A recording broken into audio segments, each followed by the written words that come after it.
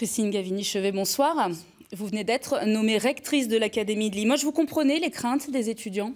Absolument, ces craintes traduisent en fait une véritable inquiétude à propos du dispositif Parcoursup qui a été mis en place cette année.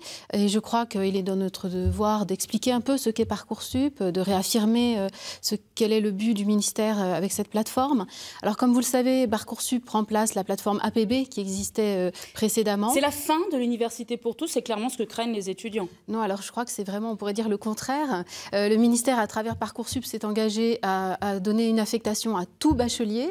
Et au contraire, il s'agit de proposer cette affectation dans un dispositif d'orientation, comme l'a dit le Premier ministre, intelligente, c'est-à-dire une affectation dans une formation dans laquelle chaque étudiant peut avoir des chances de succès.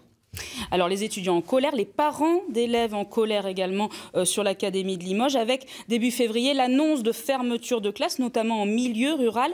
Aujourd'hui, il n'y a pas de classe surchargée en Limousin. C'est un petit peu la chance de ce territoire. Est-ce que demain, ce sera toujours le cas ? Alors, la rentrée a été préparée déjà largement en amont par les inspecteurs d'académie. Aujourd'hui, un certain nombre de décisions ont été prises. Bien entendu, je serai très attentive aux ajustements qui devront être pris. Et nous attendons pour ça de connaître la réalité des affectations d'élèves, la réalité des inscriptions, notamment dans le premier degré. Mais il faut rappeler que l'académie a été très privilégiée dans les dotations, puisque nous n'avons pas perdu de moyens pour la rentrée 2018. Dans le premier degré, alors que l'académie perd 1000 élèves par an, il n'y a pas de moyens en moins. Alors, pour l'instant, on annonce 17 classes fermées en Haute-Vienne, 9 en Corrèze, 11 en Creuse. Est-ce qu'avec votre arrivée, ces chiffres peuvent changer ?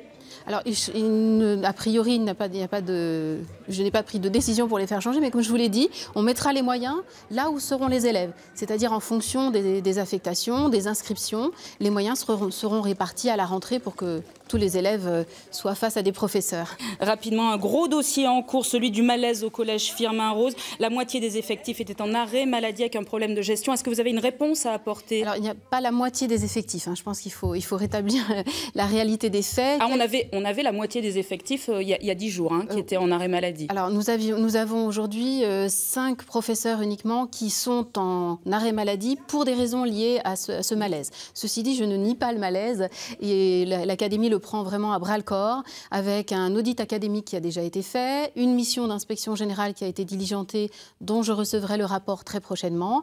Et aujourd'hui, le collège fonctionne presque normalement grâce au dynamisme de la principale par intérim qui a été nommée récemment.